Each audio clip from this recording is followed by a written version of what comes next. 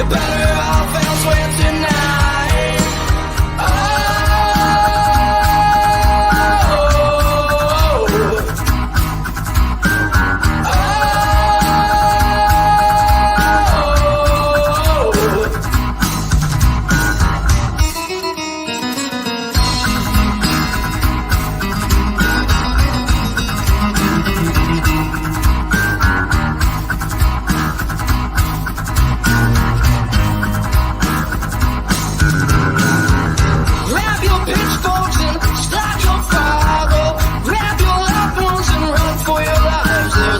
Which among us, and she must be found before she burns this whole place to the ground. Away, away, away. Just stay out of the woods, 'cause she's up to no good unless you're prepared for a fight. 'Cause the witch has the power and so you're better off elsewhere tonight.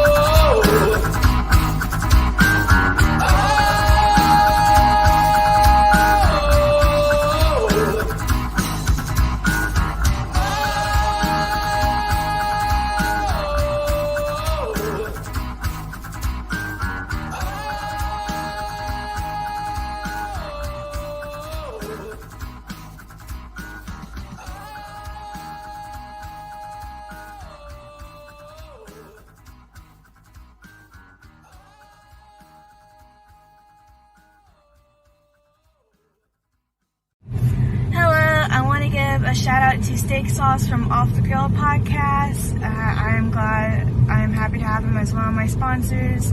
I am proud to represent him at the competition I went this past weekend and took second at the Women's Experts. He's just one of my greatest supporters in my jiu-jitsu journey, and I couldn't have asked for a better sponsor. Thank you. Oh, and go make sure to like, follow, and subscribe to Off the Grill podcast on all its platforms. Ladies and gentlemen, welcome to another Off the Grill podcast, the only show that has been referred to as a triple penetration of knowledge, humor, and timelessness. I am, of course, Steak Sauce. Fuck it, let's get it right out of the way. Let's get into these sponsorships. Off the Grill is brought to you by Casey Anthony trash bags, so tough even a toddler couldn't tear them. Big bold corn. Corn on the cob so big you need two hands. When you think mouthful of fun, think BBC. And last but not least, AshleyMadison.com. If you want your secret liaisons to absolutely become public, talk to AshleyMadison.com. With that out of the way, congratulations to Lonnie. Did a fantastic job this weekend, second place.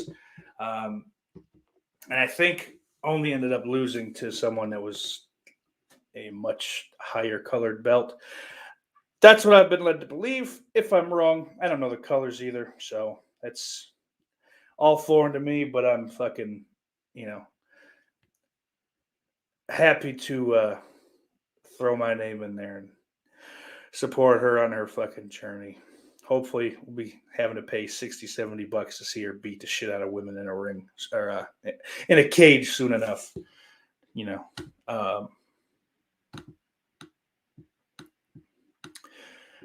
Regardless, so as I've apologized for the past 2 nights, I'm sorry we didn't get a show Monday. It's weird doing it on a Wednesday.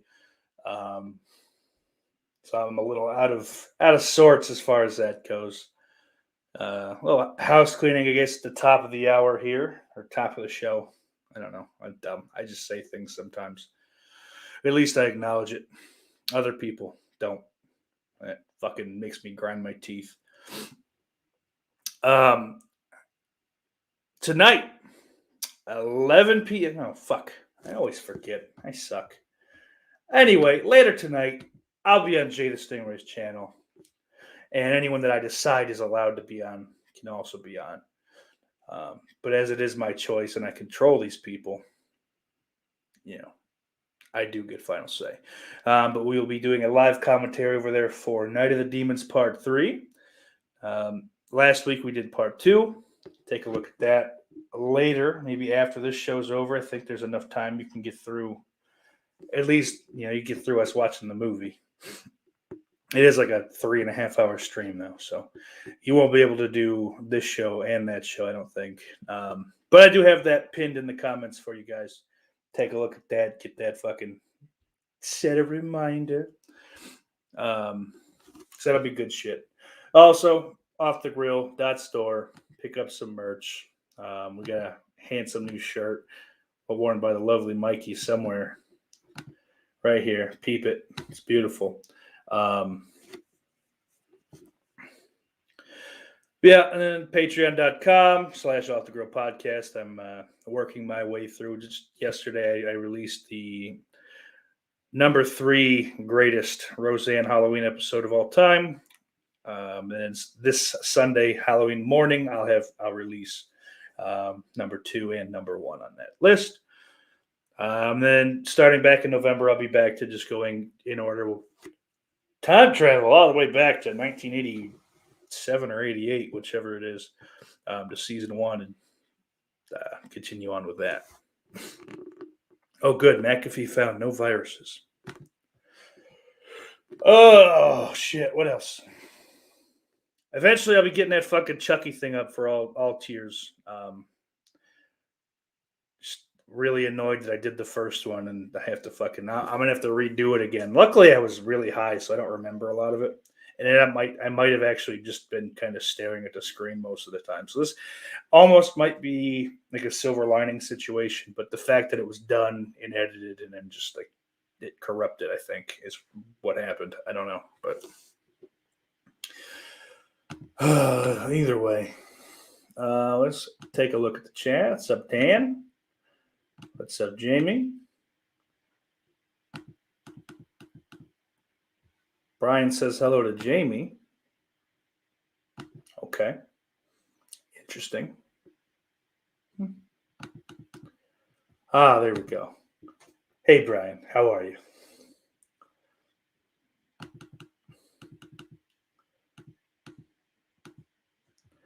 Oh, speaking of Mikey, there's Mikey. Good to see you guys. Good to see you guys. And of course, make sure to like, share, subscribe, all that fucking fun stuff. Let's get on a fucking.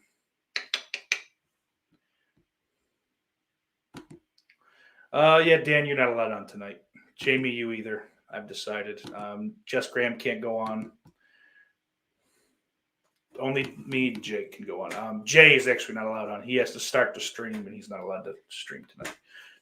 But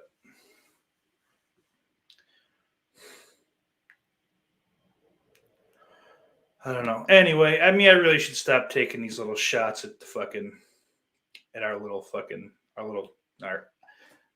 dwarf of the community. He does have that little axe. It is so cute. But anyway, how's everybody? I hope you are well. I am fine, other than just being, like I said, kind of out of place. We're taking it way back. We're going to do a little dark blend Coca-Cola coffee.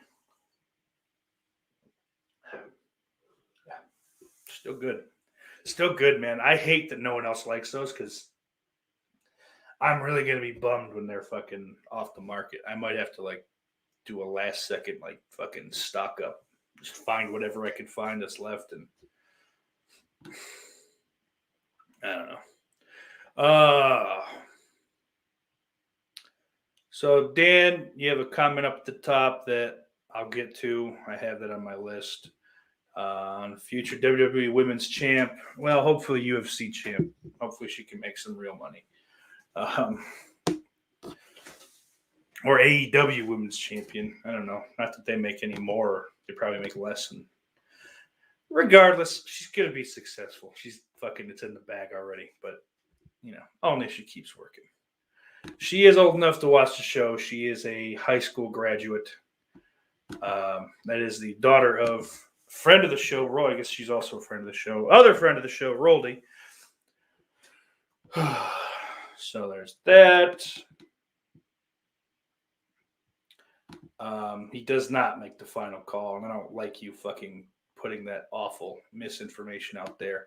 You're off the show Sunday or Saturday night too. How do you like that? What's up, Johnny? Jamie's dying. That's not great. This cold can stuff it. Ew. Cold is cool. Get it?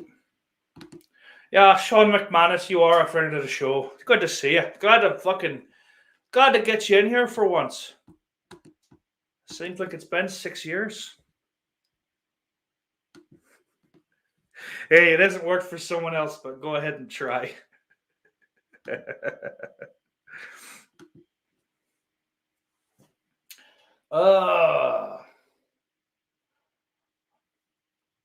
So I gotta shout out Drumworks right off the bat, and Griselda, and West Side Gun.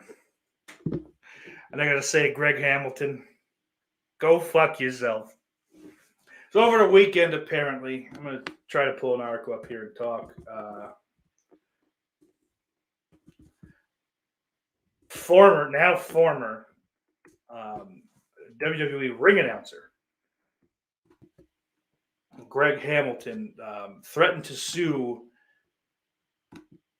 West Side Gun for sampling his voice in a song. And now, mind you, he sampled the WWE, okay? And it just happened to be this fucking...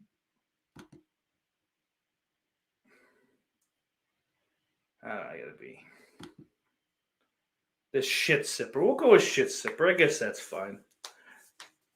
I don't know. This shit sipper fucking happened to be the announcer on it. It wasn't the reason for the sample or anything of that nature. And he's like, threatened to sue you, blah, blah, blah. If I could find it, quotes.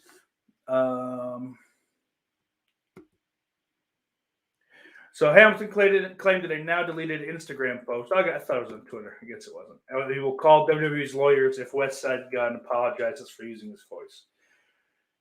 So this is the quote, I guess. Well, at West Side Gun, at Buffalo Kids Gallery, let's hope that since you stole my voice for your incoherent kindergarten fables, West Side Gun's a fucking killer on the mic.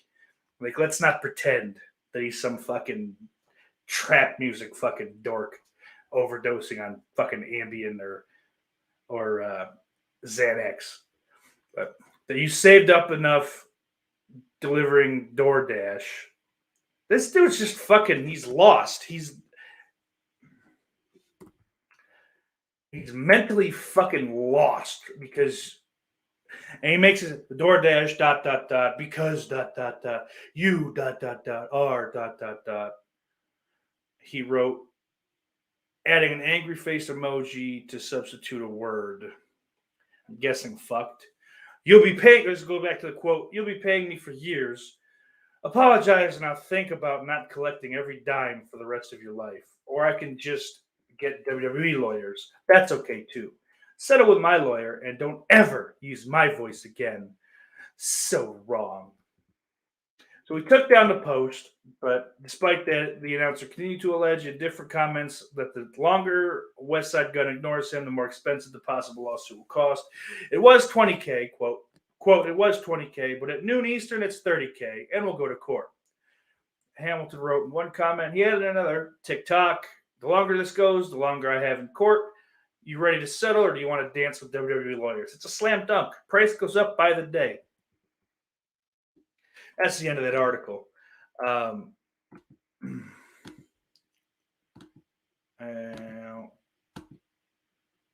don't know.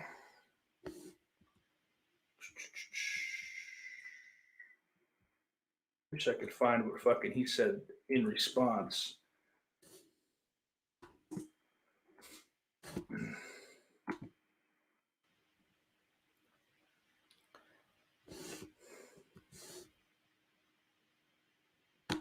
God damn it. This is why you do your fucking prep before the show. So you don't sit there looking like a fucking moron. So this is going to show all the other shit. Same old fucking dumb nonsense that I read through.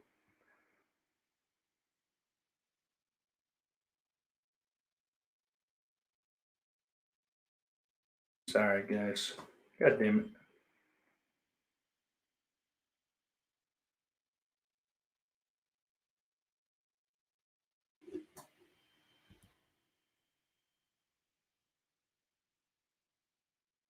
Yeah, I can't find it, but it fucking he basically West Side Gun basically bounced back and went, "Hey, sweetheart, shut the fuck up.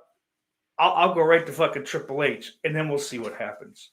And then this might have happened, but it might not have gotten out. But either shortly before this happened or shortly after, WWE has come to terms on the release of announcer Greg Hamilton. We wish him well in his future endeavors, which made me fucking happy. You know, as a fan of those guys, as a fan of West Side Gun and all of Griselda, really.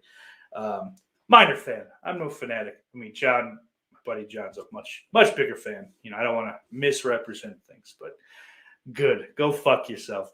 Because and even if nothing happened, like the WWE is a huge corporation, they do not want to be dragged into shit like that. You know, like that'd be like someone working at Walmart going, "Well, you can't use that sample of me speaking on the fucking megaphone. I'll go to the Walton's lawyers." Will you? Even though I think Walmart doesn't really have anything to do with the Waltons anymore. I mean, I'm sure there's somebody, some fucking great grandchild that's like the CEO or some shit, but we're just going to let you go. It's much easier that way. And even on West Side Gun's end, it's as simple as going, all right, recut the song. Take him out of it. It's not important. You're Greg Hamilton. You're nobody. You know, I mean, you're not Greg Hamilton anymore either. You're Greg whatever the fuck from fucking Cincinnati. Grow up. Like, you really are, like, just irrelevant, you know? I mean, and like Dan says, Greg Hamilton is a discount bin Fink. And I don't even know that that's accurate. He couldn't even hold. He couldn't hold Justin Roberts' jock. He's a discount bin Justin Roberts. And he did a stupid fucking haircut too. I hope bad things happen to him. Fuck him.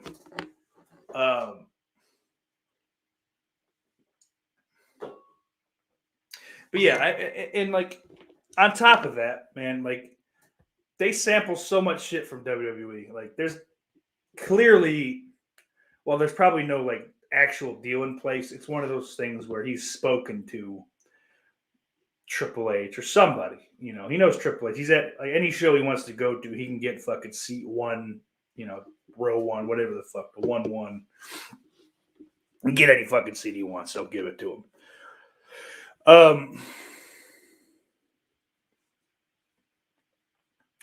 So it's just like, come on, dude.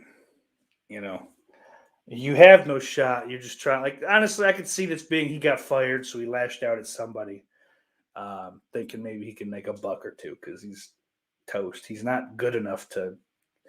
I mean, they're set with Roberts anyway, but he's not good enough to be anything anywhere else or to replace anybody. I guess he's not. He's one of a million. Yeah, I don't know. It's horse shit. But yeah, it was a little surprising, like Dan says here, that he's being so vicious online like that. Like it's not a guy that has caused controversy in the years past, but so that's why I think he got fired and then fucking lashed out,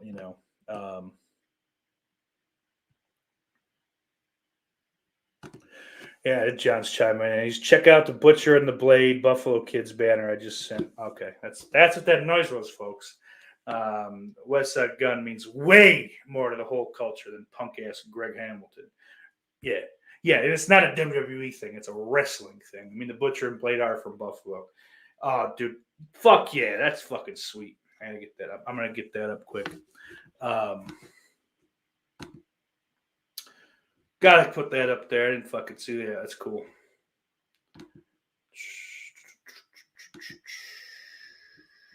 Oh, boy. I hate Facebook on a laptop.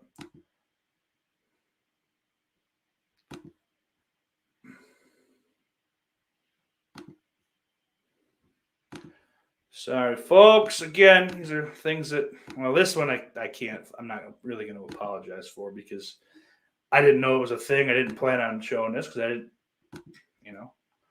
only just hearing about it, but it's worth showing. So this is in, which mall is it? I don't know.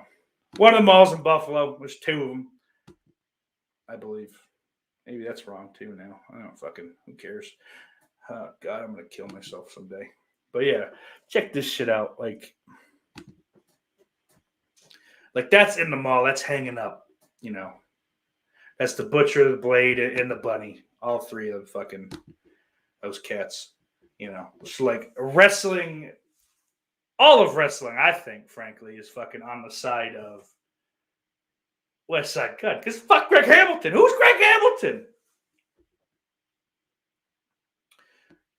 Yeah, Dan says, if he wants to sue, just go ahead and sue. It doesn't help him to do that online. I agree. Yeah, that might be it. I don't know. Jamie would know too, but I never liked the mall. I never really went to the mall ever, so yeah, I'll get a major publicly traded company to squash you. It really does come off bad.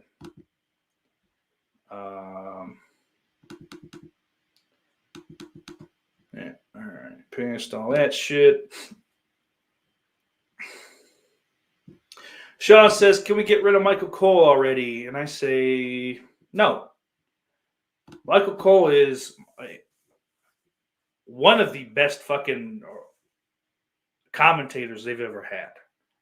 I'll fucking make that point all day long. Go back and listen to him call the fucking Beast in the East show on the, I guess for you, Sean, on the network. Nobody's really in his ear. He gets to do his thing his way, and he's fantastic. Go back and listen to SmackDown circa 2002. Basically, until they listen to anything from SmackDown in 2002 when the brand split started, all the way until he was moved to Raw. He's fucking great. He's a fantastic announcer. And frankly, those last couple of years of him on SmackDown with JBL, he's better than Jim Ross. I'll fucking, and I won't necessarily say that about the beginning of the SmackDown run, only because that might be just because the show itself was so fucking good. But him and Taz were seemingly better, or at least as good as fucking Ross and King in that time period. But like I said, I'll refrain from like definitively stating they were better, only because Raw kind of sucked and fucking mid 2002 and 2003. There were a couple good things in there, but that was the Triple H show, and it wasn't the Evolution show. Like once it be like the middle of 2003, once it became like the Evolution show and not just Triple H, Raw was a little hard to watch, frankly. Even though we did get that fucking sweet little Bubba Dudley and Triple H mini feud. But yeah, Dan says Cole is very underrated. He actually does quite a bit more than he gets credit for, although the nostalgia isn't the same for him as JR. Yeah, I mean, Michael Cole was great as that company was dying. And as far as I'm concerned, that company's dead. It's like The Simpsons. It's still alive and doing well numbers-wise, but there's no heart, there's no fucking passion behind it. It's a machine at this point. But Sean says, I hate Michael Cole, even during Attitude Era. Well, Attitude Era, he was starting off, and he was legitimately disgusting. He was sucked. He was not ready to fucking take over for Jim Ross when Jim Ross had the Bell's palsy. So that I get, but I don't know. Sean says, I missed the blue pickups from Steak. Yeah, me too. Fucking talk to my wallet. Jamie says she's a mall queen for life. And Sean says, I'm convinced Dan's avatar is actually him in makeup. Maybe. So this is actually the great Paul Nashi. I was going to say it was him out of makeup, but Dan says he's definitely better than JR now. I don't think so. I mean, Michael Cole with fucking Bucky Beaver, Kevin Dunn in his ear, and Vince McMahon in his ear is not better than JR. Maybe like fucking that Beast in the East type. No, let me do my fucking thing. Let me call the match my way, and let me, not have to go. It's boss time. He might be. I think JR is the best part still about the AEW commentary team. Old fucking Excalibur isn't as bad as he was when he started. He's fixed his voice. He doesn't sound like a nasally fucking internet basement nerd. But that mask, I'll never fully support him as long as he's wearing that fucking dumb mask. Brian Trash says JR is old as dirt. Speaking of JR, best wishes to him. He's got skin cancer. They're looking to take care of that. Hopefully he can pull through. I feel like even at his age, it's a winnable scenario. So I hope so. Sean says evolution is a mystery. Evolution is a mystery. Billy Bean says Tad was. I think that's a meh, but Cole was good early before they tried to script the announcers. Yeah, that kind of goes to my point. I thought Taz is great. He's a personality, and he's probably the second best thing about that fucking group of 92 different announcers that they've got in AEW. Fisticuffs 88 says, what do you think of John Cena's recent actions? Do you think he's scared of these supersonic nukes? Well, if you're referring to the whole China thing, yeah, he's afraid to not make money. The movies that he makes, unfortunately, really, they're fucking. That really. I fucking lost my train of thought. That's how I know I'm losing my fucking mind. But those fucking superhero movies make most of their money in China. So China's shitty, and I'll never say, well, yeah, of course you should, side with big China or whatever. But I get it. I understand why he had to or felt he had to.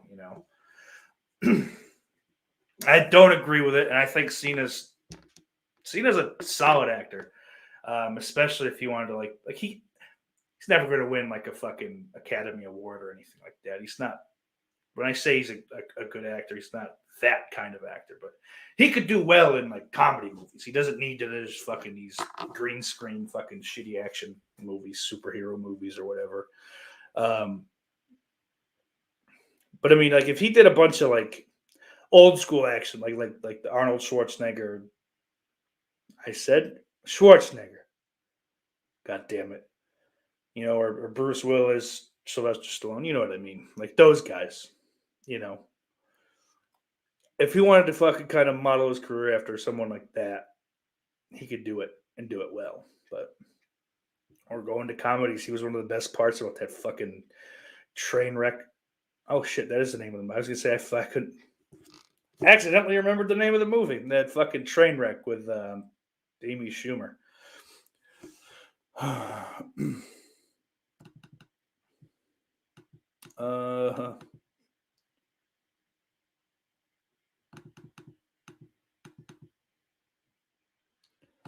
Dan says they actually tell the newer announcers to mimic Michael Cole now, and that's not great. Don't mimic. Be your own guy. Mimic, I guess, in a way, like idolize or whatever, or pattern yourself after someone that you enjoy. Someone that's in your wheelhouse too. But Yeah, but Dan says Cole knows how to do the job the way Vince wants him to, for sure. Yeah, and that's a shame, but it is what it is, I guess. Billy says, "Shit, who doesn't? I have skin cancer. I am skin cancer." Christian says, "It's Taz." I don't have that drop, Christian. That's a Jay thing. Tune in later tonight over on Jay Stingray's channel, and I bet you can see that drop. Good to see you, though, Christian. Sean says John Cena was great as Peacemaker in the Suicide Squad. Dan says Cena does comedy well, and that he's just a generic action star.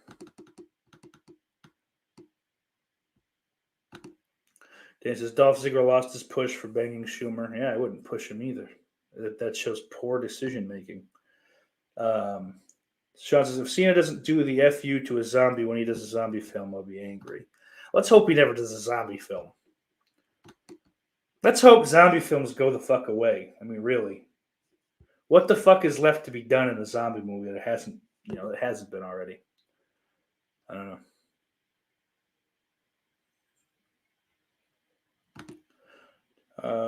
Fisticuffs 88. Seriously, I need to see that.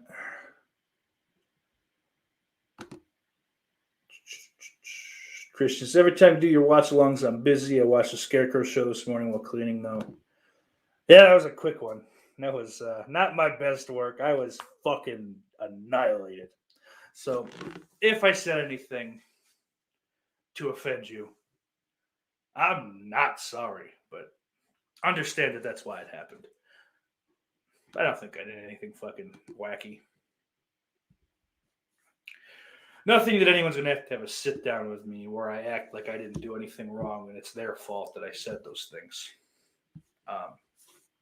Nothing like that, certainly. But Christian, hopefully, though, you got Saturday night off.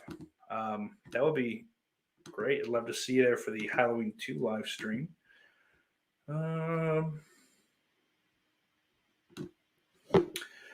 Dan says, word is the same thing happened to John Morrison for letting Batista bang Melina back. Well, that's not the same thing. I mean, I don't think Ziggler got punished for fucking Amy Schumer. I would have punished him because I don't like her. But Batista cucked Melina. So it's the same thing that happened with Drew McIntyre after he got beat up by his ex-wife. Vince didn't see him as a man and didn't respect him, so couldn't push him. He just couldn't see him as a fighter. So I don't know. I don't think those are similar situations, given that I don't know that the Dolph Ziggler thing's real either, but that's another thing for another day. Over the weekend, this past weekend, the 23rd, I went to the Little Theater in Rochester and caught a screening of Nightmare on Elm Street from '84, the original. It was not as fun as I would have hoped because there was a fat cunt in the audience that wouldn't shut the fuck up for the entirety of the movie. Like, what the fuck? Ronnie Blakely, is that her name? The mother, the character, the mother character. I don't know. This might be Ronnie Blakely. Yeah. Yeah, Blake. God damn it. She's pretty awful in that movie. I don't know her from anything else as far as I know.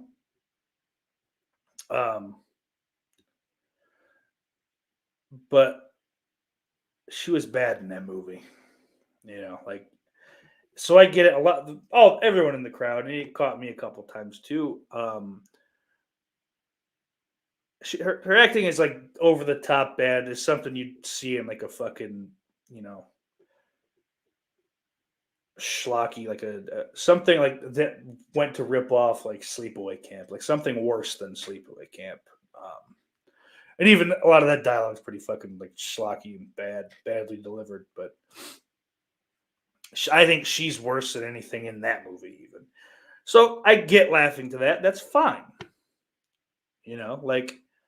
No problem. But this fat cunt was laughing at everything.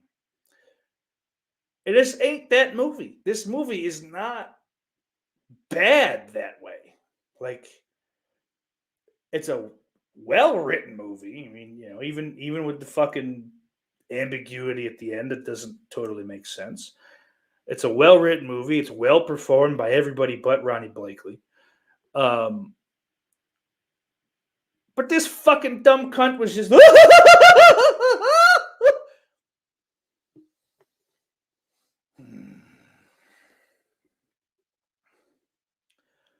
And unfortunately, I fucking didn't have any gum with me, so I sat there grinding my teeth for an hour and a half. Other than that, I mean, it looked nice. It looked nice on the screen.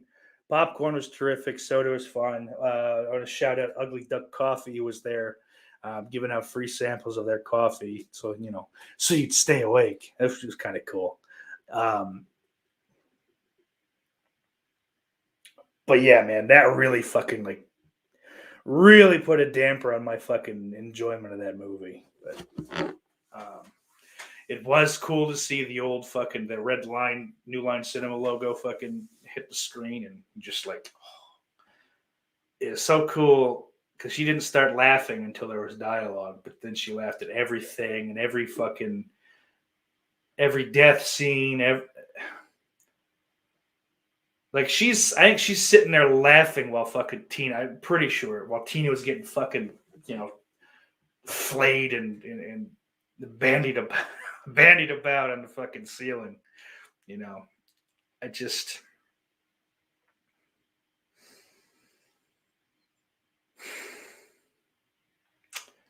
It took every bit of me to fucking not just scream, "Shut the fuck up, you cunt!"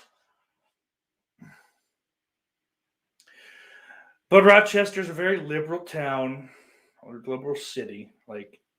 Much more it's shocking. I never knew that about that place, and it's not a bad thing. Being liberal is not a bad thing, but they're whatever. Let's try to just back away from those comments without doing anything stupid. But it's whatever. I hope she's sterile. I hope she can never have kids. So Sean says Bautista. Oh, and then Dan says, word is Vince couldn't see a top guy banging someone like Schumer, his shittiest ass. Yeah, me either. I get it, but I don't remember hearing that. I remember hearing that they banged because she talked about it, but the internet's going to be gay, so just bear with me on that. I don't fucking know why. I haven't had problems with the internet in months. Oh, 2 months.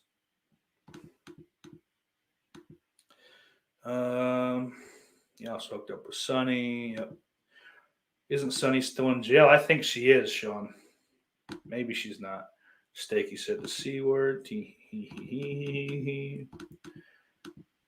Yeah. Fistico Z says, don't we just all hate that shit? Yeah, it's fucking annoying. Shut up. That's why generally I don't go to the movies with friends. Because there's no point. You need to go sit in the theater and shut the fuck up. So why bring someone with you?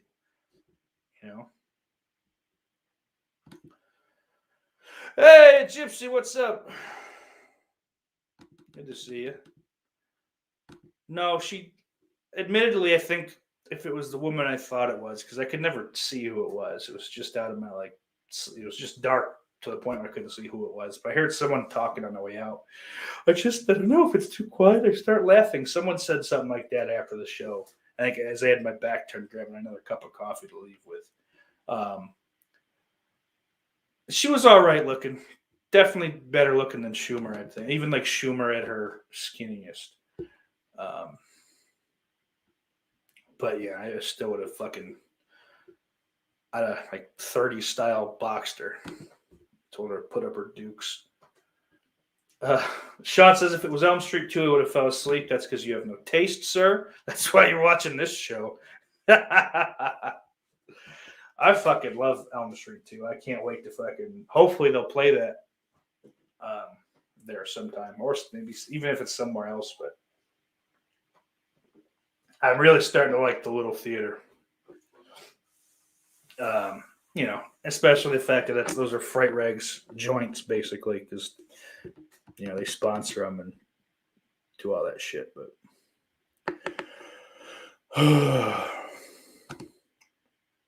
Dan says, our favorite Philly freak wouldn't fall asleep during Elm Street 2. That's not his name. Call him by his name. The faggot of the opera. Gypsy says, don't know about Rochester, but I hear Westchester is nice. Well, Westchester is Bestchester. So, you know. But they're on opposite sides of the state.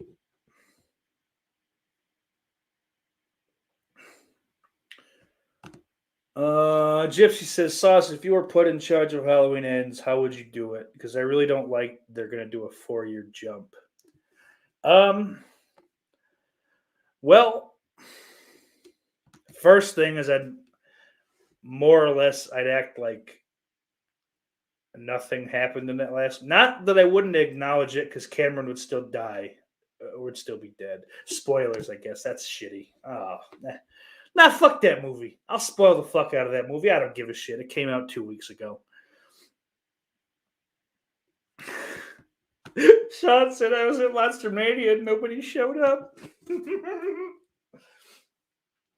But yeah, going back to that, like, I would just. It's not that I'd say it didn't happen. I wouldn't retcon it. I just would ignore it. I just, who cares? We're not going to talk about it. Those things certainly happened, you know. But I would make sure to replay that entire Jamie Lee Curtis surgery scene. And maybe show her having to get another one from complications in this one. We got to get that in there as much as we can. I think that's going to be the new like tent pole of the Halloween series is full surgeries. I really don't know how I'd end it.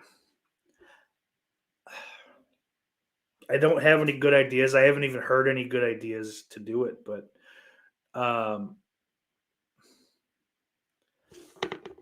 hey, what's up, Roldy?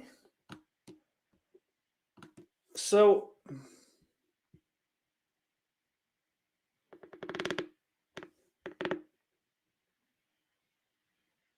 it's funny.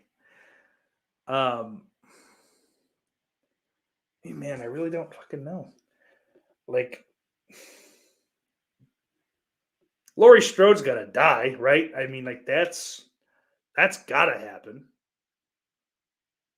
And he needs to be the one to kill her, obviously. So that's gotta happen. I don't kill Allison. Allison lives. Although, wouldn't it be like just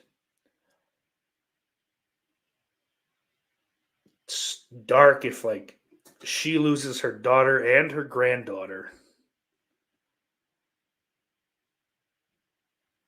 but doesn't get the satisfaction of killing him? Like, but that'd be a bad movie, I think. Like, if you kill both the daughter and the granddaughter, she's got to be the one to kill him. So, and I don't really want that. I don't know. I'm just, you're seeing more and more that this whole this reboot was unnecessary. You know, or at least the it was just fucking unnecessary. You didn't need more of them. You didn't. Like, retroactively, Halloween 2018 isn't quite as bad of a movie as Halloween Kills, but it's still unnecessary. It's still very much a who gives a fuck. I don't know. Hopefully something good happens. I don't have a fucking answer for you, Gypsy. I'm sorry. This last movie really just made me hate Jamie Lee Curtis, frankly, but that's a lot of her own doing too. So I can't. Fuck. Fuck, it sucks. That's funny, Dan. Physical Casadia says that kill when the girl said she could use a gun, then showed she clearly couldn't, was hilarious. No, it wasn't. It sucked. It was dumb. It didn't make sense, and it's physically impossible. Like it's physically impossible to accidentally get your arm knocked back the way it got knocked back. Like,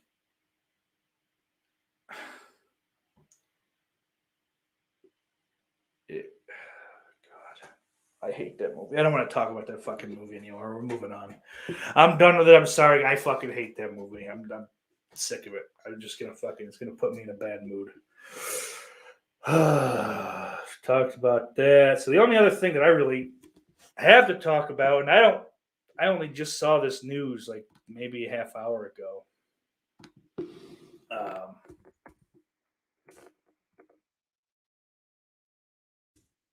Is the news that Ring of Honor Wrestling reportedly will release all talent from contracts at the end of 2021. So apparently they've announced today it's planning a pivot with a new mission and strategy that will require a brief hiatus for at least the first quarter of 2022. Jesus. And the company said the break will begin following the final battle event on December 11th. More than that, Fightful's Sean Ross Sapp and the Wrestling Observer's Crazy Uncle Dave reported Ring of Honor is releasing all of its wrestlers from their contracts.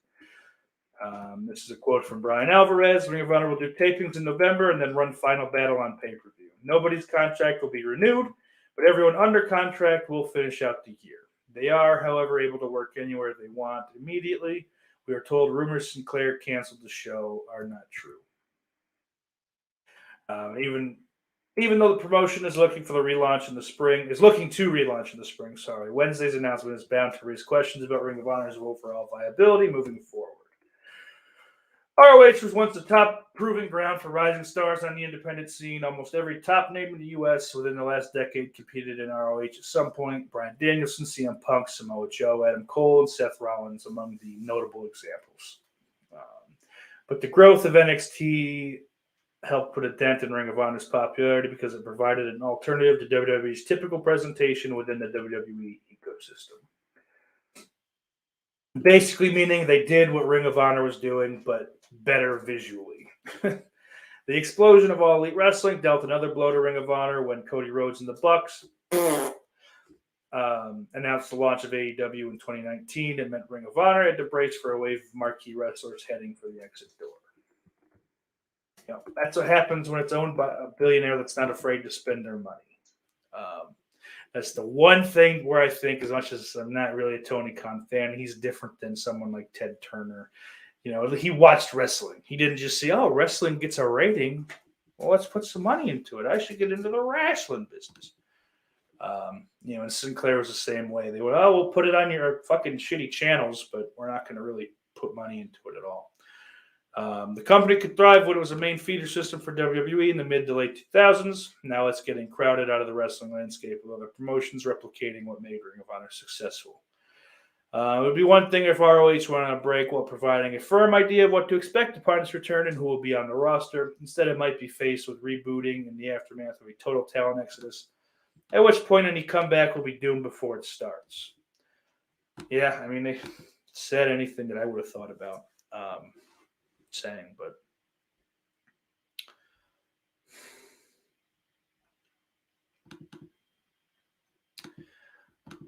Gypsy says when they reboot again, I'd like it to be set in the 70s or 80s.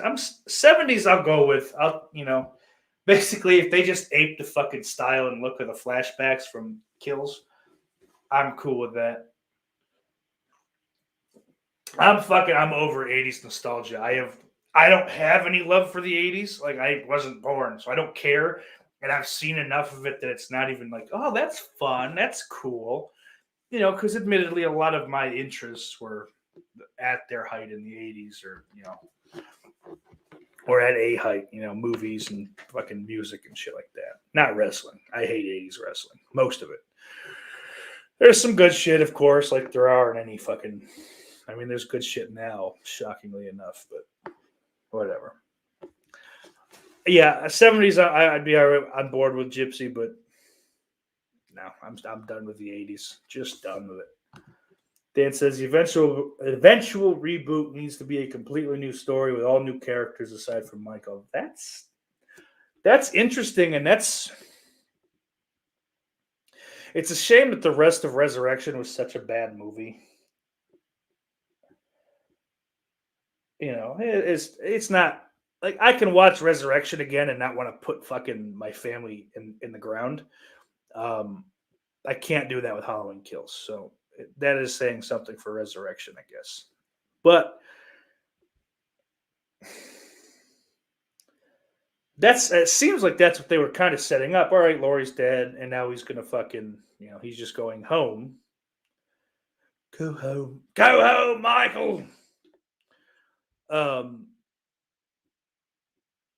Which, and it's cool, and he just fucking people. Oh my god, the Almighty's house. Now, unfortunately, they added 2 dungeons and fucking,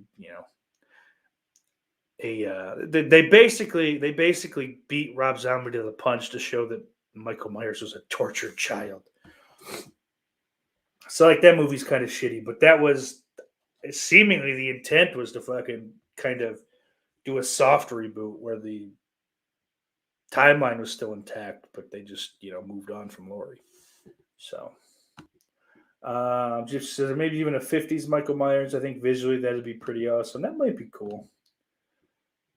I don't know. If you're gonna do it, just all I ask is that it's fucking good. I don't care. What the gimmick is going to be. Just make it something that's not fucking too horrendous.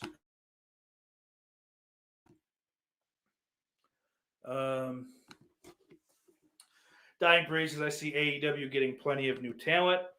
Hopefully they don't just keep adding. Hopefully with any additions they make, they cut a lot of the fucking dead weight that's still there because they don't need to be on a big show. I don't care how many fucking YouTube shows they have. Sonny Kiss can go. Joey Janela can go. Marco Stunt can go. Bye. We don't need you. You suck. Honestly, personally, Orange Cassidy would go. I know he pops the fucking smelly AEW fanboys, but anyone that's not like clued in under the indie scene or whatever isn't going to like that character and isn't going to get that character.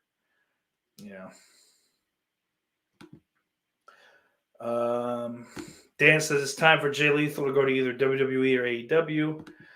Yeah, he definitely needs to be on a grander stage than he's ever been as a serious character. It's kind of a shame that he spent most of the best years of TNA as a fucking Macho Man ripoff.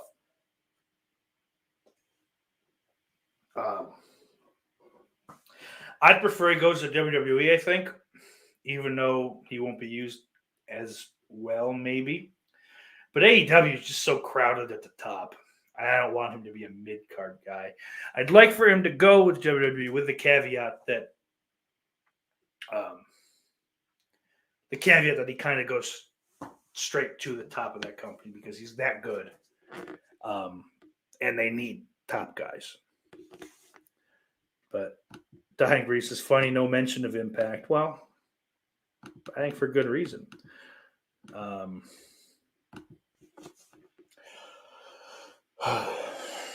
Impact is run like a fucking 2-bit promotion, like as Jim Cornette would say, a mud show promotion. Yeah, I don't know. There's nothing for me from what I've seen. Even with Christian Cage as champion, I know that's changed. There's nothing to keep me there. So I like the NWA. I like Trevor Murdoch as the NWA champion. I think that NWA would be smart to grab some of these Ring of Honor people as they become available. And try first get Velvet Sky off of commentary. That's important. I don't know if she's just at the pay-per-views or what, but she was the worst part about the last NWA pay-per-view. They've got a good mix of guys. Like JTG is there, and he doesn't look like he's aged a day, first off, but he's just fucking busting his ass in the gym. The former Elijah Burke, D'Angelo De Niro's there. Pope is pimping. I always liked him. I always thought he had fucking star written all over him, and then 2 big promotions failed him.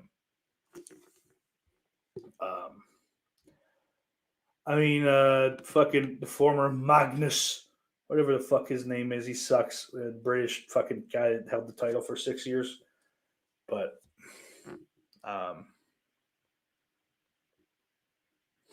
yeah, I don't know. I think NWA could potentially benefit big from this as long as Corgan can pay them something. I guess that's one of the reasons Ricky Starks left NWA is because he wasn't making what he's worth. And that dude's going to be a star one day too, I think. Dan says controlling the pocketbook is a big one for AEW, and to an extent it is, but that dude's got so much fucking money. And it's not like he's just got a set amount of money. That family is making money by the day. He owns a sports franchise, which, admitted, it's not a successful one.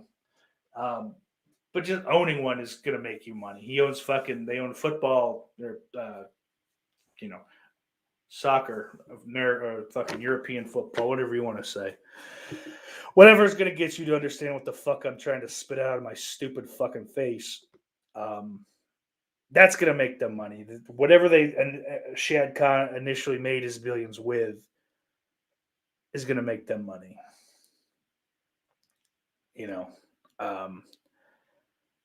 When you're that big, it's hard to fail. Like, you're too big to fail, basically, at that point. So, yes, it does a little bit. It's just smart. It's, to be mindful of that. But if he needed to outspend the WWE for whatever reason, he could do it and not lose an ounce of sleep over it. Dan says, Cassidy deserves a chance to reboot himself at least, but I definitely don't see the appeal. Yeah, I was hoping that fucking Nick Aldis, that's the fucking jerk off in the NWA.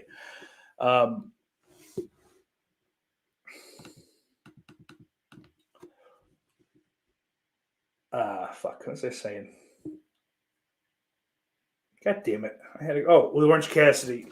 I thought the feud with Chris Jericho was going to be the thing that fucking transformed Cassidy into at least a semi-serious wrestler, or would have given him a layer, of personality. But the feud finished. Jericho got to play with the cool kids, quote unquote, and then Cassidy went back to the same fucking thing he'd been doing before with no change whatsoever. There was no fire. It sucked. It's terrible. Gypsy says female wrestling is more interesting now than the male wrestling. I think that's pretty true. They still don't seem to, any of the companies don't really seem to know how to write a feud that's not a title feud outside of, you called me a bitch and said my hair was whack.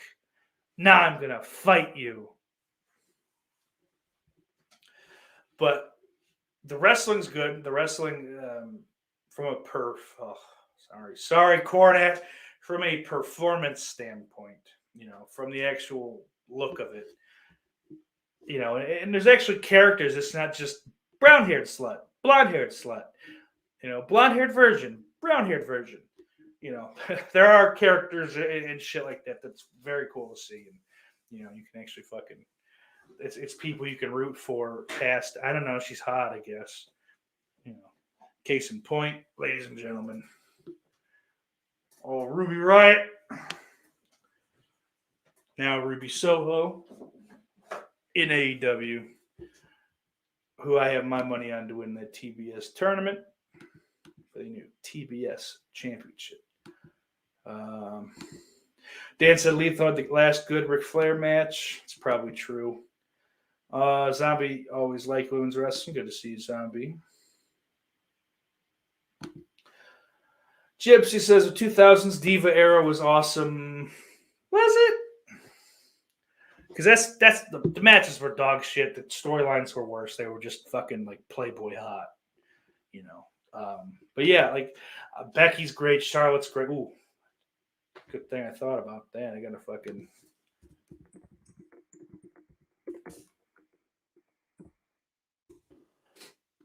Put that there on the back burner, you know.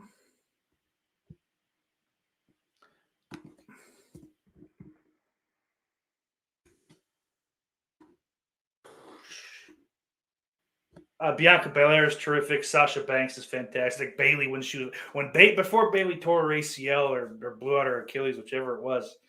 I don't get them mixed up. They're on different parts of the body, but I always I forget which because they're both like devastating lower body injuries.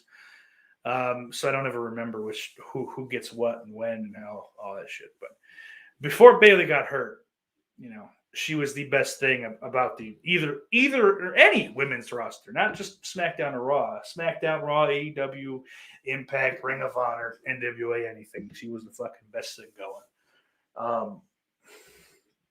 I like Naomi a bunch. I think she deserves more chances. Like I think as much as they don't need any more, they don't need any more championship belts in that fucking company. A mid-card non-tag team belt would be fantastic. And you could even rotate one of like Becky Lynch, Charlotte, Bayley, Sasha Banks down to that belt to give someone like Naomi a spot to shine with the fucking main belt. But like I said, there's plenty of talent there. I agree, Gypsy. Like they're if maybe they're not the draw in my eyes, but they are definitely a big draw.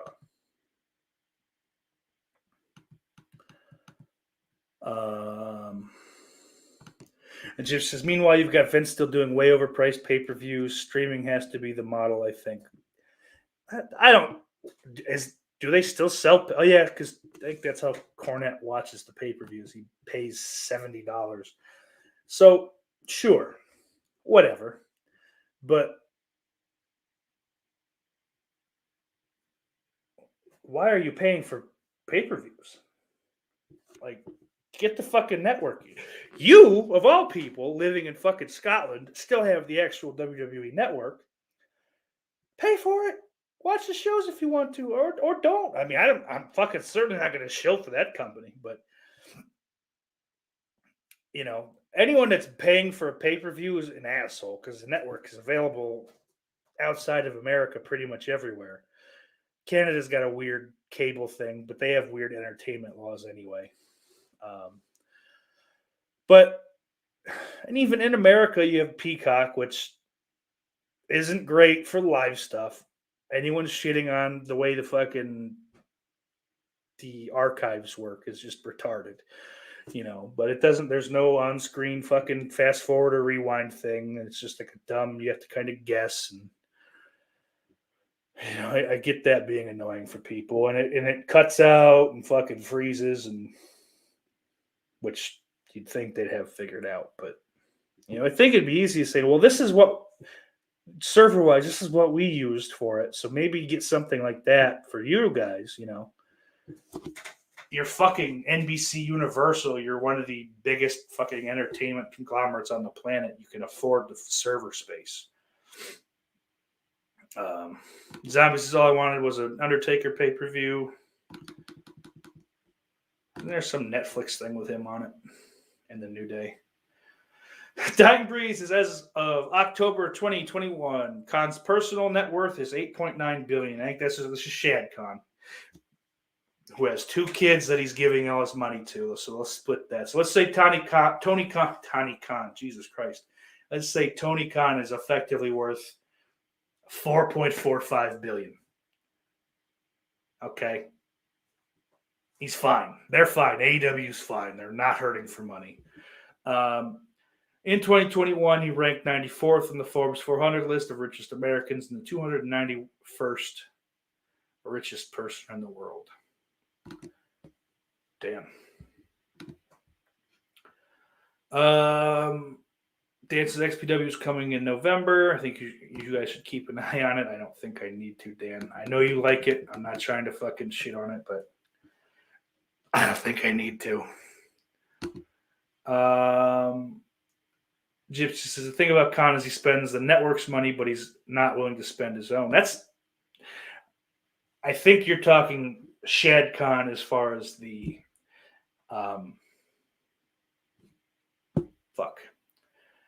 as far as like soccer goes, you know. Tony Khan spends his own money. Like he's not affiliate. Like there are zero, you know, contracts set up the way WCW was set up.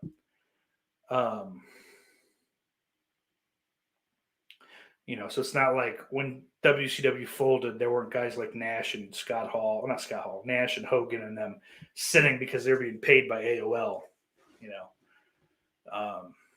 But Zombie says, Steak, do you think Ruby Riott is hot? Yes, I do. But I also think she's a compelling character and she's very likable. But yeah, Dying Breed kind of sums it up. Ruby is hot for sure. Tattooed chicks rule. And Dad says Ruby may not be for everyone, but I'd cut off a slice of her pumpkin pie. Now you're being vulgar. Gypsy says he prefers Ruby Rose. I kind of hate her, actually. Yeah. Thank you, Dan. Zombie's more of a Liv Morgan, Becky Lynch type. I like Becky Lynch, I think, is probably number one in my heart, frankly. But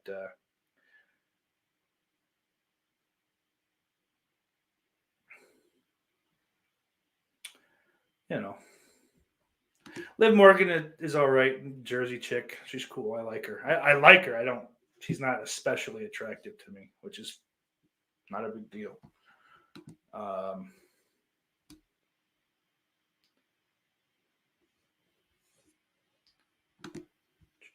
Gypsy says, not now, unfortunately. Cable channels have exclusive rights to the network.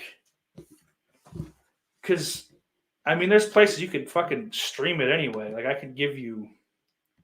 Don't get rid of that. I could give you websites if need be. Just hit me up on Twitter. I know you'll have to make a Twitter, but, you know. But also just get a VPN. Like, Pizzow's got a standing agreement with Surfshark. I wish Christian was here, God damn it. But you could just pretend you're in a country that, you know, has the network still. Just log in from there. And he says, Batwoman had terrible writing, but Ruby Rose is perfect in that role. You talking to Holly Berry Batwoman? Because, Batwoman, not Catwoman. Fat idiot. Batwoman, I don't fucking, yeah, that doesn't sound... VPN beep. Beep means a very particular word to me, Zombie. So, never mind. Oh, boy. We'll just let that one go. This is pretty much a fucking wrestling exclusive show today. Don't know that I'm upset about it, but I also don't know that I want to do it a lot. I had two more stories, I guess. We'll go with Bleacher Report again because they did a good job fucking summing things up on the last thing. So, report WWE superstars support Becky Lynch after rumored confrontation with Charlotte. WWE locker room is reportedly sided with Becky Lynch over Charlotte Flair after their heated argument at Friday's SmackDown. PW Insider reported there is no backstage heat on Lynch, who was seen as merely defending herself against Flair, who derailed their in-ring title exchange to close the show. Which, in-ring title exchange is a phrase that should have never been fucking spoken, typed, whatever, wherever.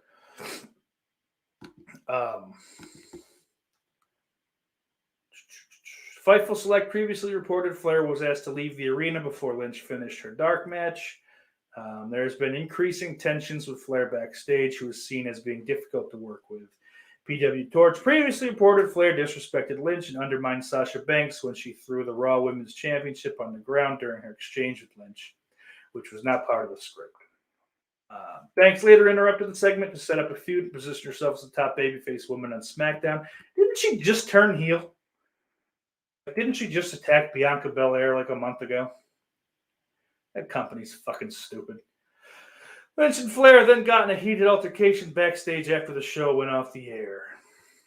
All Elite Wrestling's Andrade El Idolo, who is engaged to Flair, tweeted "Fu WWE" late Friday night. It's unclear if the tweet and Flair's incident are related, as Andrade had a match on AEW Rampage that same night against Pac, another former WWE talent. So that whole thing is fucking interesting. Shout out to Tom Campbell of Cultaholic, who actually did a pretty good video yesterday, I believe, talking about how Charlotte's current situation is very much WWE's fault. I won't go into it totally, but just kind of the way that they treated her from jump, kind of fostered this behavior. And it really manifested it in the first place, Like she started out above everybody else, not as good as above. She was Charlotte Flair, which is a whole thing. I recommend going and giving that video a look if you have time or interest or whatever. But I think it's interesting. As much as, Charlotte gets shoved down the audience's throat, I think she's at heart a good person. I know she's had slip ups and she's had a fucking rotten life too, So I feel bad for her, and I feel like she's just being made to look the villain too much and all this. So I kind of hope that nothing bad happens, nothing irreversible. It's rough, man. Now, I think if this is all a ploy, but I think it's too long a standing thing that she's been hard to work with. This isn't like recent, but if she's trying to get fired, I kind of hope they do just let her go. She would be such a fucking boon for that AEW women's division. Her and Britt Baker, her and Ruby Soho. Now, of course, it also means that Tony's got to fucking have a set of balls and say, listen, sweetheart, you're great and we're glad to have you, but it ain't all about you. Not everything's about you.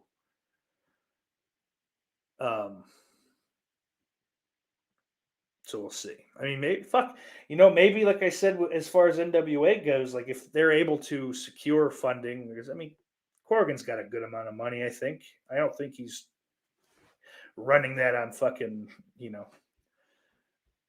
a shoestring budget, but I think he's just being smart with it. And, before he starts to pump too much into it, he wants to see a little return first. But I don't know. Maybe he's broke. I don't fucking know. I don't know the man. Getting a Flair to compete in NWA, not a bad way to go either. And I mean, she could almost, I think they have like a loose working agreement anyway, AEW and NWA. So like she could potentially get paid by AEW, but then be the NWA champion and kind of do a lot of work that way too,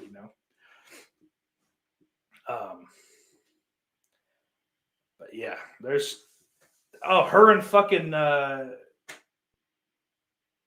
fuck's her Serena Deeb would be great. God damn, man.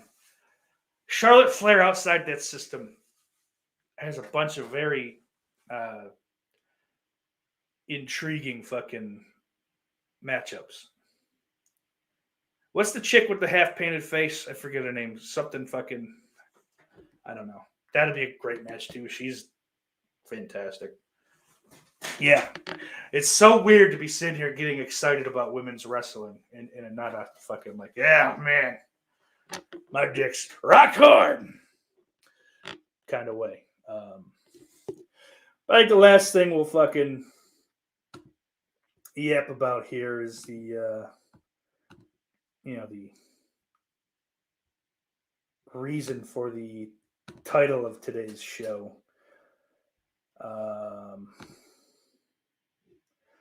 So Alec Baldwin's had a fun last week or so, huh?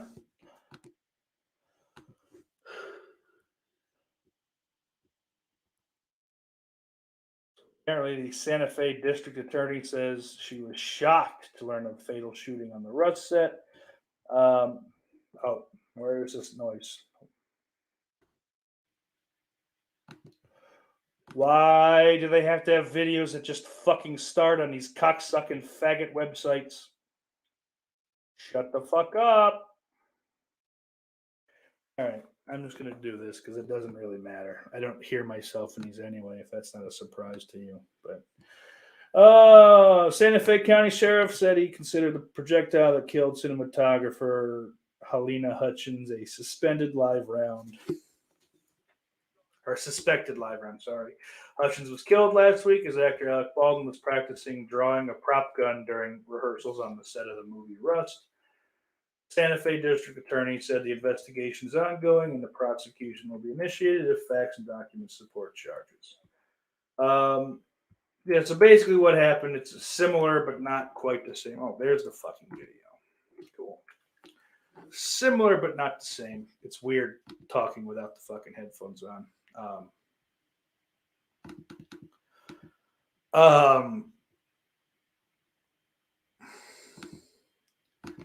I just similar to the Crow thing, but not the same. Like I said,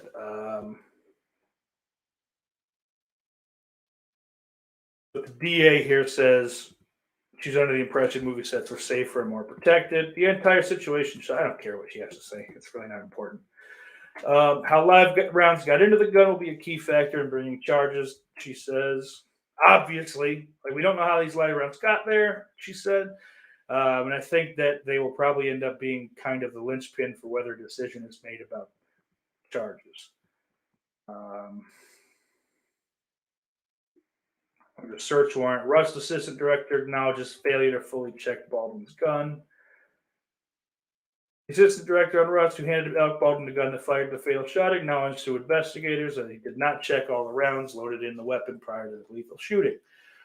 A detective wrote the search warrant affidavit made public Wednesday. Detective Alexandria Hancock described her interviews with First Assistant Director David Halls and armorer Hannah Gutierrez. David advised when Hannah showed him the firearm before continuing rehearsal, he could only remember seeing 3 rounds. He advised he should have checked all of them, but didn't and couldn't recall if she spun the drum. An earlier affidavit said Hall shouted, "Cold gun," meaning the gun did not have a blank or live round that contained gunpowder that could explode, before handing it to Baldwin. So, yeah, basically, I don't know. There's a lot of shit, and I haven't been keeping up on it because it seemed like a non-issue to me. Obviously, like, someone fucked up, but it didn't seem criminal to me. God, I can't talk.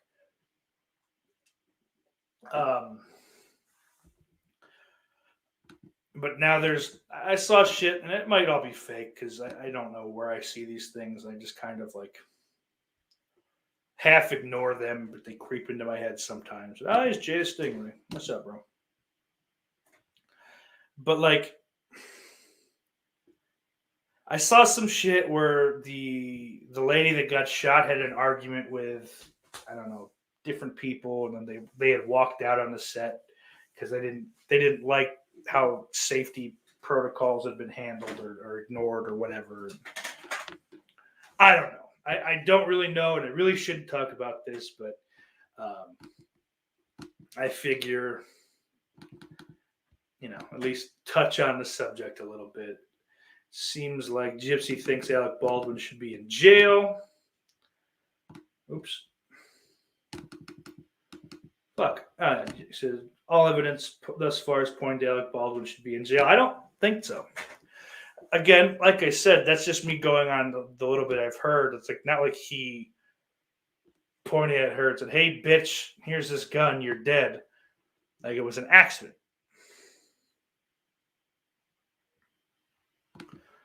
Billy said, "I shared, 'Hey, Nan, nice shot' music video on Alec's page." Zombie says, "I kept hearing Alec Baldwin in the other stream that I had to look it up." Yeah, it's been a thing. Jay said, "I heard the crew had been using the prop gun for target practice. Heads are going to roll on this one." Yeah, like, it seems like they were fucking pissed off at her and slip that to him unknowingly. I don't think he's fucking responsible. I've also seen the take that, like, it's a fucking prop gun in a movie set, so I don't think this logic applies. Like, in real life, it does, for sure. But that, since he was the one to pull the trigger, he should. I don't know why I'm making it mocking. It's like, it's a decent way to think. It's just, I think it's misguided here that he should have looked at the gun and, okay, like, what is he? He's gonna pull the fucking, because like, even in the fake gun with the fucking without the loading, like, it's gonna look loaded. They have to, like, otherwise, like, that's a big fucking. It looks stupid.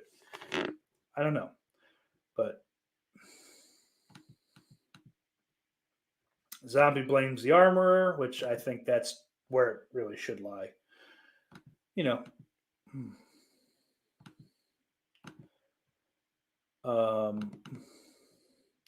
Gypsy says Baldwin is a producer on Rust, so I'm sure that means he is responsible for the overall production, which includes health and safety. He's a producer because it's in his contract. He's not a producer in anything but name and probably fucking, the monetary gain from it. I don't know. I don't like fucking Alec Baldwin. I'm not trying to like fend for the guy or defend him or whatever. Like, I just don't think he's responsible. I mean, like, should he have been arrested for that awful fucking Donald Trump impersonation? Yes. Should I have been arrested for saying impersonation? Also, yes. No, read that. Zombie says, I don't think Baldwin is in as much trouble as the prepper, the armorer. Yeah. Jamie says, I can't fault Alec Baldwin. He trusted others who didn't do their job. Many at fault, but he's not responsible all by himself. I agree with that. But Roldie says, if I can't fault Alec Baldwin, then if I hand my neighbor a loaded weapon, tell him it's blanks, he doesn't check and shoots his wife, my neighbor should get away with it? No. That's not the same thing. It's not. You're not on a movie set. Okay? Like, there's a level of implied trust that should be. He shouldn't have to check a fucking prop gun, And also, yeah, you lied, so you would be at fault. But, also he'd be at fault for shooting as well. Like, it's different. That's not the same thing. I don't know. I think you just don't like him because he did a bad Trump, and you're conflating that.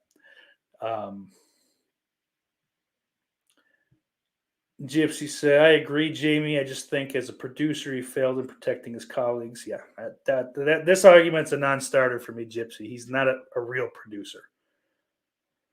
Certainly the weapons master is most accountable, but he didn't act on the walkout reaction. Yeah, I don't.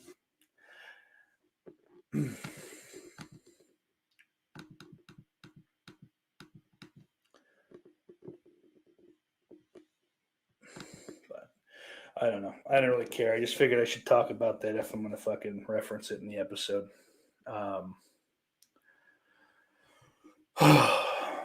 Anyway, I am about fucking done. It's been almost an hour and a half. Did a show. It wasn't that bad. I actually ended up. Billy says no one does a better Trump than Shane Gillis. I agree with that. If I'm going fucking for a Trump impression, I'm going with Gillis. If I'm going with how I should speak to my daughter, I'm going Alec Baldwin. Fucking no ifs, ands, or buts. But I want to thank you guys all for being here. Billy Bean, Jamie, Roldy, Zombie, Fisticuffs 88, Gypsy, Warrior. If I didn't say that already, I think I might have, but it can be said twice. Jay Stingray, Christian Hannah Horse, Sean McManus, Dying Breed. Finally starting to actually remember that one there, Mikey. Dan Shine, thank you. Johnny J, of course.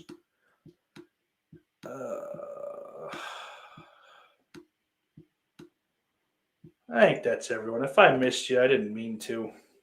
What's that one? I don't recognize that one. Oh, that was it. Perfect. I think that's it. Also,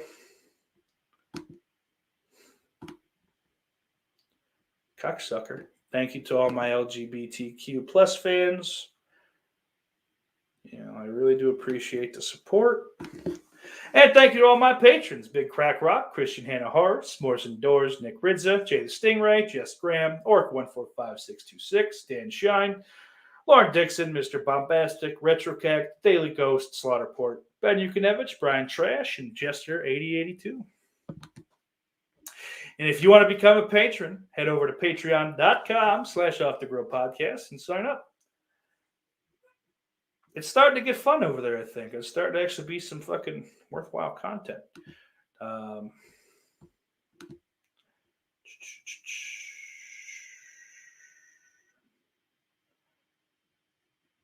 Okay, Gypsy, one more.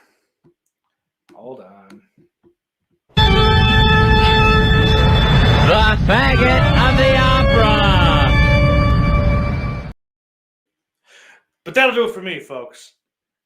Take care, and until next time, Iris loves you.